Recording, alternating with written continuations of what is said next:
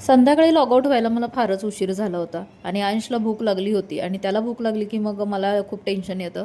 मग कारण तो कधीतरी एकतर भूक लागल्या म्हणतो, म्हणून पटपट एका साईडला कढईमध्ये भात ठेवला, एक साईडला मटकी उकळायला ठेवली आणि इकडं पापड तळायला घेतले. ज्या भांड्यात मी कांदा आणि खोबरं भाजून घेतले होते, मसाले भाजून घेतले होते, त्याच्यातच पापड भाजून घेतले. आणि मग इकडं मटकीला फोडणी द्यायला सुरुवात केली. वाटणामध्ये तिखट, मीठ, त्यानंतर हळद घातली, त्यानंतर चिकन मसाला घातला, छान तेल सुटेपर्यंत भाजून घेतलं आणि त्याच्यात मटकी घातली आणि ही झाली माझी मटकीची भाजी. पटपट अंशला बनवून दिला. अर्ध्या तासामध्ये माझा स्वयंपाक झाला. तुम्हाला आपले व्हिडिओ कसे वाटतात सांगायला विसरू नका, कमेंट करायला विसरू नका.